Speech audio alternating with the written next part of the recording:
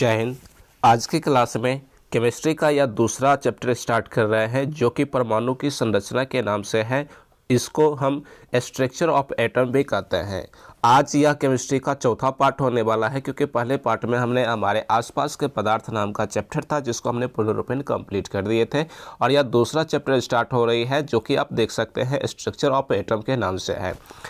इस क्लास को करने से जो भी स्टूडेंट बिहार एसआई के स्टूडेंट हैं, जो बिहार एसआई की तैयारी कर रहे हैं, बिहार दरोगा की तैयारी कर रहे हैं, या फिर आप जो है सो बीएसएससी की तैयारी करने वाले कैंडिडेट है, स्टूडेंट है, या फिर जनरल कंपटीशन की तैयारी करने वाले हैं, या किसी अन्य प्रकार के भी कोई भी एग्ज़ाम बच रहा है, उन सभी चीज़ों का सभी एग्ज़ाम की तैयारी करने वाले अगर आप स्टूडेंट हैं तो यह क्लास आपके लिए सफिशिएंट होने वाला है क्योंकि स्ट्रक्चर ऑफ एटम से क्वेश्चन अधिकांश आपको देखने को हर एग्जाम में देखने को मिल जाता है। इसलिए यह आप जो है सो सभी स्टूडेंट जो है सो देख सकते हैं। यह क्लास 4 होने वाला है। तो चलिए आज की क्लास को हम प्रारंभ करते हैं। जैसा कि आपने देख लिए है कि स्ट्रक्चर ऑफ एटम के बारे में हम आज पढ़ने वाले हैं। तो यहाँ से स्टार्ट करते हैं परमाणु सिद्धांत। परमाणु का सिद्धांत जो है सो ये क्या कहता है परमाणु सिद्धांत के अंतर्गत, क्योंकि इसमें कुछ ऐसे वैज्ञानिक हुए हैं जिन्होंने अपना अपना तर्क दिए हैं, अपना अपना विचार प्रस्तुत किए हैं। इसी में जो है सो आप पढ़ेंगे कि इलेक्ट्रॉन की खोज, नाभिक की खोज, प्रोटॉन की खोज, है ना। इलेक्ट्रॉन जो है सो अपनी कक्षा में कितना जो है सो चक्कर लगाता है, नाभिक में कौन कौन होता है, नाभिक के बाहर कौन कौन होती है, इसमें जो है सो इलेक्ट्रॉन पर कौन सा आवेश होती है, धन आवेशित होती है कि ऋण आवेशित होती है, न्यूट्रॉन और प्रोटॉन कहाँ होती है, नाभिक होती है कि नाभिक के बाहर होती है। इन तमाम प्रकार के क्वेश्चनों को इसमें आप पढ़ेंगे और यहाँ से क्वेश्चन जो है सो आपको अक्सर देखने को एग्जाम में मिल जाता है। तो क्लास को एकदम बारीकी ढंग से देखिएगा, आपको हर बात समझ में आने वाली है। परमाणु सिद्धांत के बारे में यानी कि एटॉमिक थ्योरी के बारे में कहते हैं कि पदार्थ जो है वो छोटे छोटे परमाणुओं से मिलकर बना हुआ है। कोई भी पदार्थ, यदि आप देख रहे हैं कि आपके हाथ में अगर मोबाइल है, मोबाइल से अगर आप पढ़ रहे हैं तो यह मोबाइल क्या है, छोटे छोटे कणों से मिलकर के बना हुआ है। मोबाइल क्या है तो छोटे छोटे कणों से मिलकर ही बना हुआ होता है, ऐसा परमाणु सिद्धांत का कहना है। यह जानकारी भारत में जैसो सबसे पहले किन्होंने दिया था तो कनाद दिए थे। ये कनाद जो है एक महर्षि थे यानी कि ऋषि मुनि हुआ करते थे और यह जो है सो कनाद ने ही एक थ्योरी दिया था परमाणु सिद्धांत का कि पदार्थ जो है वो छोटे छोटे कणों से मिलकर के बना हुआ है। जबकि व्यापक रूप से देखा जाता है परमाणु सिद्धांत को किसने दिया तो जॉन डाल्टन का नाम आ जाता है। जॉन डाल्टन का नाम आ जाता है क्योंकि इनका जो है सो सब मानने लगे, इसलिए व्यापक रूप से जो है सो जॉन डाल्टन का ही नाम दिया जाता है कि परमाणु सिद्धांत किसने दिया तो जॉन डाल्टन ने दिया। ये जो है सो आपका पहला ही क्वेश्चन ऑब्जेक्टिव में तैयार हो गया कि परमाणु सिद्धांत किसने दिया, तो आपको बताना है कि जॉन डाल्टन ने दिया। हालांकि अगर प्राचीन समय में पूछा जाएगा तो आपको ध्यान में रखना है कि महर्षि कनाद ने दिया था, लेकिन व्यापक रूप से किसने दिया था तो जॉन डाल्टन ने दिया था। इस चीज़ों को आपको ध्यान में रखना पड़ेगा। चलिए अगला क्वेश्चन देखिएगा, क्वेश्चन नहीं अगला पॉइंट देखिए। कहते हैं जॉन डाल्टन नामक वैज्ञानिक जो है विस्तृत रूप से परमाणु संरचना की जानकारी दी। पहली बार इन्होंने ही परमाणु संरचना को जनक इसकी को कहा जाता है, यानी कि सबसे पहले इसे माना गया है कि व्यापक रूप से जो परमाणु सिद्धांत का जो प्रतिपादन किया था, विस्तृत रूप से जो परमाणु का जानकारी दिया था वो जॉन डाल्टन ही थे और इसीलिए इनको क्या कहा जाता है तो परमाणु संरचना की जनक भी कहा जाता है। इन्होंने एटम परमाणु शब्द दिया, कहा कि परमाणु को तोड़ा नहीं जा सकता है। जॉन डाल्टन जो थे इनका कहना था कि परमाणु जो होती है उसको और भी खंडित नहीं किया जा सकता है, परमाणु जो है एक छोटा सा कण होता है, ऐसा इन्होंने कहा था। परंतु बाद में जो है सो जॉन डाल्टन जो थे इनका जो भी थ्योरी इन्होंने दिए थे उन सारे थ्योरी जो है सो क्या हो गया तो गलत हो गया। तो इसको आपको देखना पड़ेगा कि कौन कौन सा इन्होंने थ्योरी दिए थे जो कि गलत हो गया था, बाद में सभी को देखेंगे यहाँ पे। तो इन्होंने कहा था कि परमाणु को और अधिक तोड़ा नहीं जा सकता था, लेकिन बाद में इसको तोड़ के इलेक्ट्रॉन, प्रोटॉन, न्यूट्रॉन, ये सभी जो कण आप देख पा रहे हैं, मेसॉन हो गया, पॉजिट्रॉन हो गया, ये सभी कण जो है इसी परमाणु से ही निकल करके आया है, जो कि बाद में और भी वैज्ञानिक आएंगे जो कि आपको देखने को मिलेगा। तो जॉन डाल्टन प्रारंभ में अगर इसका खोज कर रहा था कि परमाणु की जो है सो और भी खंडित नहीं किया जा सकता था, तो शुरुआती में इन्हीं का नाम बहुत चला था और इनका ही पहचान हुआ था। ठीक है, चलिए आगे देखिएगा। आधुनिक समय में जॉन डाल्टन के सिद्धांत को काट दिया गया, यानी इन्होंने जो कहा था कि परमाणु को तोड़ा नहीं जा सकता है, इसमें परमाणु को तोड़ दिया गया था और तोड़ के परमाणु को जो है सो इलेक्ट्रॉन, प्रोटॉन, न्यूट्रॉन, पॉजिट्रॉन, न्यूट्रॉनो, मेसॉन, पाई मेसॉन इत्यादि में तोड़ दिया गया। ये सभी के सभी क्या है तो परमाणु का ही एक छोटा छोटा कण है, परमाणु का ही क्या है तो छोटा छोटा कण है। मान लेते हैं यह एक कण है, यह इसका नाम दे दिया हमने परमाणु, इसका नाम क्या दे दिए परमाणु। इस परमाणु के बारे में जॉन डाल्टन कहा था कि इसको हम और भी खंडन नहीं कर सकते हैं, नहीं किया जा सकता है, परंतु आधुनिक समय में देखा गया था, इसी को खोखोर बटोर के जब निकाला गया था तो इसी में देखे कि इसमें तो न्यूट्रॉन भी निकल रहा है, इसमें तो प्रोटॉन भी निकल रहा है, इसमें तो इलेक्ट्रॉन भी निकल रहा है, इसी में जो है सो पॉजिट्रॉन भी निकल रहा है, इसी में जो है सो और भी कण मेसोन निकल रहा है, पाई मेसोन निकल रहा है, सभी कण जो है सो इसी परमाणु के अंदर ही निकल रहा है। तो इसका मतलब ये हुआ कि जॉन डाल्टन ने जो थ्योरी दिया था कि इसके कण को और नहीं तोड़ा जा सकता है, तो इसका मतलब वो तो गलत हो गया, उसकी जो थ्योरी था उसको क्या कर दिया गया, गलत कर दिया गया। तो आधुनिक समय में जॉन डाल्टन का जो भी थ्योरी था वो सभी क्या हो चुका है, तो रद्द हो चुकी है, गलत हो चुकी है। इन चीज़ों को आपको ध्यान में रखना है। फिर कहते हैं कि परमाणु के नाभिक में न्यूट्रॉन और प्रोटॉन पाया जाता है। जो परमाणु होते हैं उसके नाभिक में क्या पाया जाता है, तो न्यूट्रॉन और प्रोटॉन पाया जाता है। फॉर एग्जांपल अगर हम मान लिए कि यह क्या है, तो एक परमाणु है। अब इस परमाणु के नाभिक में, नाभिक क्या होता है कि बीच में, जैसे कि इंसान है, तो इंसान अगर कोई है इस प्रकार से, और यहाँ से ये हो गया इसका पाँव हो गया, और ऊपर से जैसे ये इस प्रकार से मान लेते हैं मुंडी हो गया, ये हाथ हो गया, तो इसके नाभिक क्या होता है, यहाँ पर जो होता है जिसको हम ढोढ़ी कहते हैं आम शब्दों में, तो ये क्या होता है, नाभिक बीच सेंटर पॉइंट में होता है। इतना दूर से इधर नीचे का पार्ट हो गया, इतना दूर से ऊपर का पार्ट हो गया, इसके बीच वाला भाग में क्या होता है, तो नाभि होता है, सेंटर होता है। ठीक उसी प्रकार से अगर ये पूरा का पूरा अगर मान लेते हैं परमाणु है, तो परमाणु के बीच वाला भाग में क्या मिलेगा, तो आपको नाभिक मिलेगा। इसी बीच वाले भाग को हम लोग क्या कहेंगे, तो नाभिक कहेंगे। ठीक है।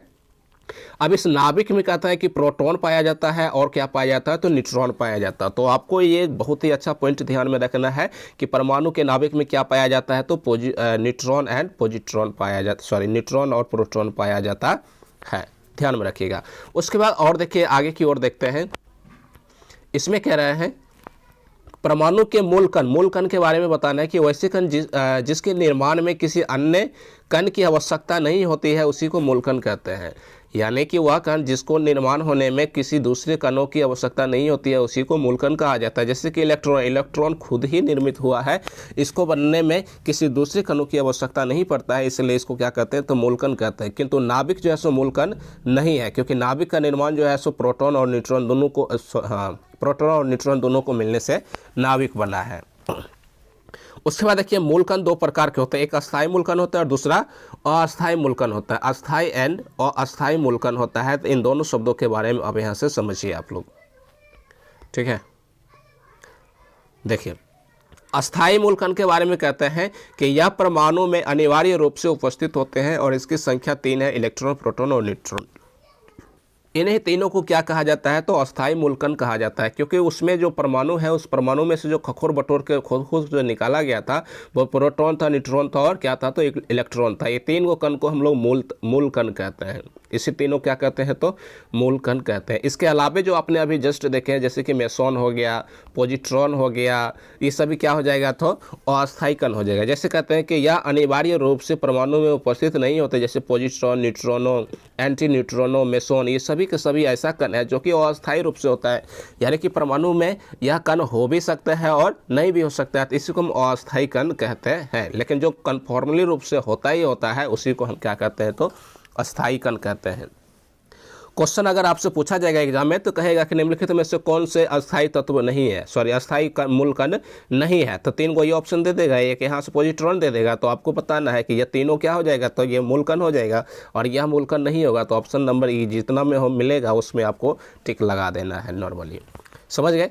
उसके बाद देखिए अगला क्वेश्चन है, अगला इसमें पॉइंट है कि प्रतिकण किससे कहते हैं। प्रतिकण के बारे में बताना है कि जब दो स्वभाव में विपरीत कण आपस में मिलते हैं तो वे एक दूसरे को नष्ट कर देते हैं, इसी को प्रतिकण कहते हैं। प्रतिकण मतलब दोनों के ऊपर जो है सो अलग अलग आवेश उत्पन्न हो। जैसे कि मान लेते हैं कि प्रोटॉन पर क्या होता है, तो धन आवेशित होता है, और उसके बाद इलेक्ट्रॉन पर क्या होता है, तो ऋण आवेशित होता है। तो इसमें यही कह रहा है कि स्वभाव में विपरीत होना चाहिए। स्वभाव में कैसे होना चाहिए, विपरीत होना चाहिए। तो उसी को हम लोग क्या कहते हैं, प्रतिकण कहते हैं। एक दूसरे को जो कट्टर दुश्मन होता है, जो एक दूसरे को किसी को देखना नहीं चाहता है, उसी को हम लोग क्या कहेंगे, तो प्रतिकण कहेंगे। यानी विचार भाव में जो है सो बिल्कुल ही अलग होना चाहिए। जिससे राजनीतिक दल जो होती है उसमें भी क्या होता है कि दो दल अगर अलग अलग है तो ये कुछ और कहेगा और इधर का जो दल है, हालांकि किसी का हम नाम नहीं ले रहे हैं क्योंकि विवादें हो सकती है, इसलिए हम किसी पार्टी का नाम नहीं ले रहे हैं। आपको समझ जाना है कि दो पार्टी अगर रहता है तो दोनों एक दूसरे के एंटी पार्टी हो जाते हैं और दोनों की विचारधाराएँ बिल्कुल अलग हो जाती है, दोनों अपनी विचारधाराओं की लड़ाई लड़ते हैं, समझ गए ना। तो उसी प्रकार से यहाँ पर जो है सो प्रतिकण भी काम करता है। चलिए आगे की ओर देखते हैं, आगे में हम समझते हैं इसमें कि और क्या कह रहा है इसके साथ। वर्तमान में इसकी संख्या जो है सो 100 से भी अधिक है, जैसे कि इलेक्ट्रॉन और प्रोटॉन है, इसकी संख्या कितना है तो 100 से अधिक है। परमाणु का आकार जो होता है वो गोलाकार होता है, जिसके बाहर में इलेक्ट्रॉन चक्कर काटता है। जैसे कि इसके बारे में अगर हम एक फिगर बनाना चाहें तो हम इसमें कर सकते हैं, एक सेकेंड एक नया पेज ही लेते हैं। जैसे कि यहाँ देखिएगा, अगर हमने मान लिया कि यह क्या है तो एक सेकेंड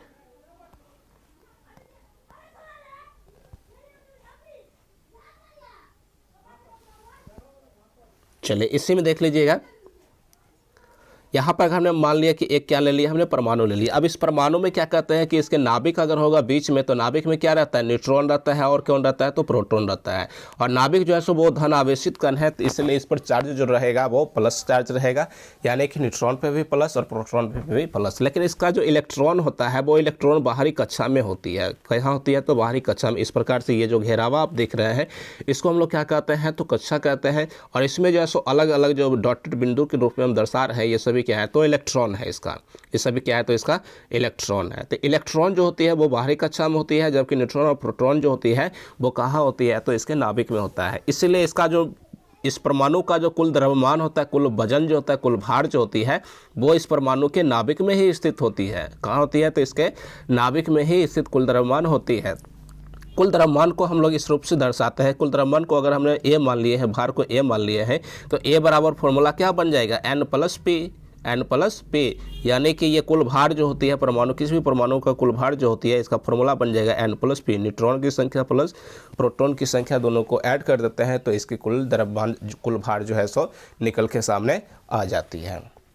साथ ही साथ इसमें आपको हम ये भी बताएंगे कि बाहरी कक्षा में यानी किस कक्षा में कितने इलेक्ट्रॉन होते हैं, जो कि आगे आगे टॉपिक जैसे आगे बढ़ते जाएगा वैसे हम बताते रहेंगे। फिलहाल तो हमने एक मौखिक रूप से बता दिए हैं कि इसके बाहरी कक्षा में क्या रहती है तो इलेक्ट्रॉन होती है, और इलेक्ट्रॉन पे कौन सी चार्ज होती है तो माइनस चार्ज होती है, जबकि इन दोनों पे क्या होता है तो पॉजिटिव चार्ज होती है, प्लस होती है यानी धनायन होती है। चलिए उसके बाद आगे की ओर देखते हैं। इससे पहले की जो हमने क्लास में अभी देख रहे थे इसके बारे में समझिए। अब यहाँ के बाद हम यहाँ पे आ गए हैं, इसको समझने की कोशिश कीजिएगा। जैसे कि देखिएगा, कहते हैं कि परमाणु के केंद्र को नाभिक कहते हैं। एक सेकेंड, इसकी साइज बड़ा हो गया है तो हमें करना पड़ेगा छोटा। देखिए इसमें कहते हैं कि परमाणु के केंद्र को नाभिक कहते हैं। परमाणु का जो केंद्र होती है, जैसे कि हमने अभी बताया एक परमाणु है तो इसका केंद्र ये रहा, तो इस केंद्र को ही क्या कहते हैं तो इसमें नाभिक कहा जाता है। इसी भाग को हम क्या कहते हैं तो नाभिक कहते हैं। इसी को क्या कहते हैं तो नाभिक कहते है। नाभिक धनावेशित होता है। धनावेशित हमने पहले ही बता दिया था कि इस पर जो चार्ज होती है वो पॉजिटिव चार्ज होती है, इसलिए इसको धनावेशित कण कहते हैं। परमाणु का कुल द्रव्यमान जो होती है वो नाभिक में ही पाया जाता है। अभी जस्ट हमने जैसे कि आपको सिखा दिए हैं, तो परमाणु का कुल द्रव्यमान कहाँ हो जाता है तो इसके नाभिक में ही होता है, इसलिए इस चीज़ को ध्यान में आपको रखना पड़ेगा।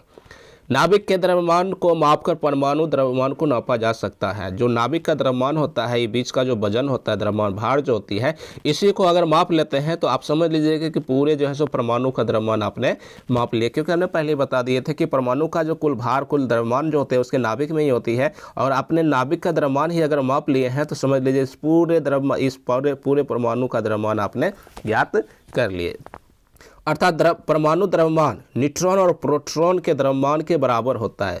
यानी कि परमाणु का जो द्रव्यमान है, अगर इसको हमने मान लिया ए, तो इसके कहते हैं न्यूट्रॉन को n और प्रोटॉन को p, तो n plus P equal to A. ये क्या हो जाएगा तो इसका फॉर्मूला हो जाएगा। परमाणु का कुल जो भार होती है वो इसके नाभिक में होती है, और नाभिक का इसका फॉर्मूला निकालने के लिए हमने बता दिया है कुल भार, परमाणु का कुल भार A equal to n plus P होता है।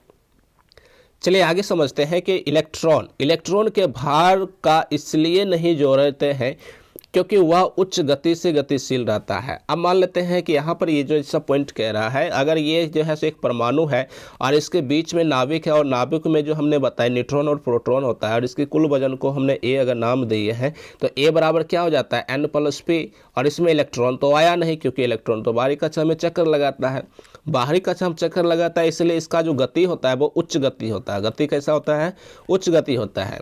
और यह इलेक्ट्रॉन कब अपने कक्षा में रहेगा और कब भाग करके दूसरी कक्षा में चला जाएगा, इसकी कोई गारंटी नहीं रहता है। इसकी कोई गारंटी फिक्स ही नहीं रहता है कि ये उच्च कक्षा में रहेगा कि निम्न कक्षा में आएगा कि और निम्न कक्षा में आ जाएगा।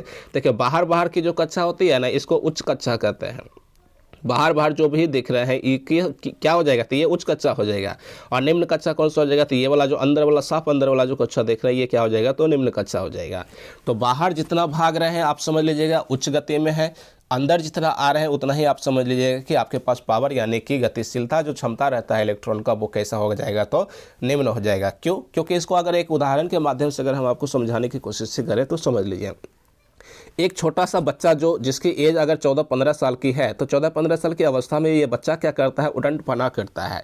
लेकिन उस उड़नपना को अगर कंट्रोल करना चाहते हैं तो उसके माँ बाप उस बच्चे को अगर अपने पास रखते हैं, माँ बाप अगर अपने बच्चे को अपने पास रखते हैं तो मतलब क्या, वो अपने नाभिक में रखेंगे, अपने समकक्ष रखेंगे, तो देखेंगे कि यह बच्चा जो है, यह बच्चा ज़्यादा छटर पटर नहीं करेगा, क्योंकि ये जानता है कि अगर बदमाशी करेंगे तो हमारा पिटाई भी लग जाएगा, हमारा क्या लग जाएगा, पिटाई भी लग जाएगा। इसीलिए जब भी माँ बाप के क्लोज रहेंगे बच्चा, तो ये ज़्यादा बदमाशी शैतानी नहीं करेंगे, उतना ही करेंगे जितना कि पच सकता है।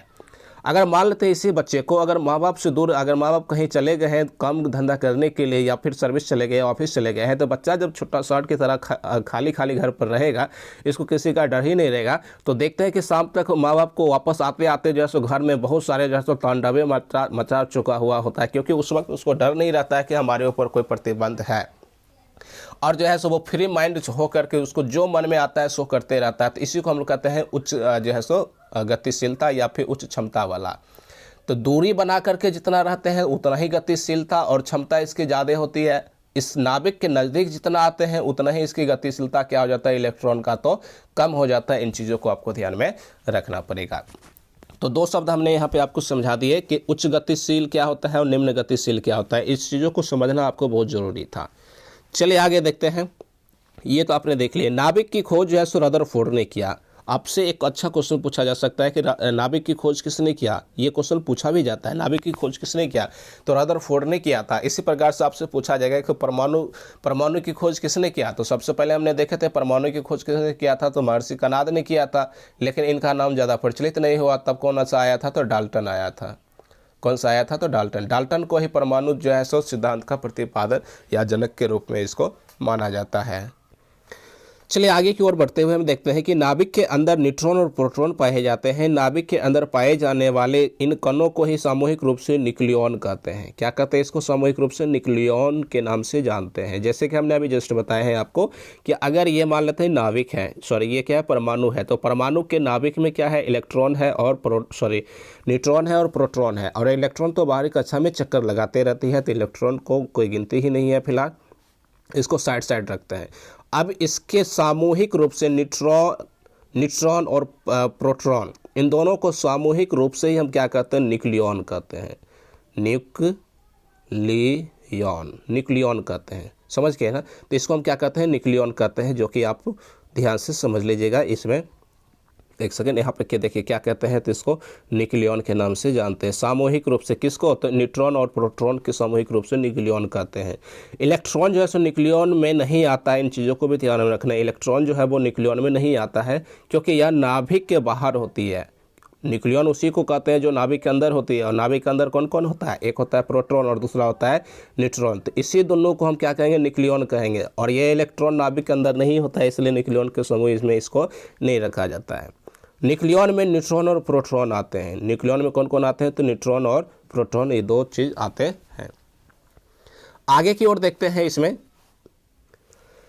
फिगर बना करके भी समझा दिया गया है कि अंदर में एक नाभिक है, इसके बाहरी वाली ये कक्षा है, और कक्षा में जो है सो इलेक्ट्रॉन चक्कर लगाता है। इसकी त्रिज्या पे डिपेंड करता है कि ये जो है सो 20 से लेकर के यहाँ तक ए तक अगर आया है तो इसकी त्रिज्या कितना बन रहा है ना, त्रिज्या पे डिपेंड करता है। तो जो आप ए देख रहे हैं, ये ए जो देख रहे हैं, ये क्या है, परमाणु की त्रिज्या, क्योंकि अंदर केंद्र से लेकर के बाहर तक जो भी आया है डिस्टेंस, ये एक परमाणु है, तो ये हो गया परमाणु की त्रिज्या। लेकिन बी वाला जो पॉइंट देखते हैं यहाँ से यहाँ तक का, ये जो पॉइंट है, इसको हम क्या कहते हैं, तो बी कहते हैं। और जो कि नाभिक की त्रिज्या है, अंदर में नाभिक है तो क्या हो जाएगा, नाभिक की त्रिज्या।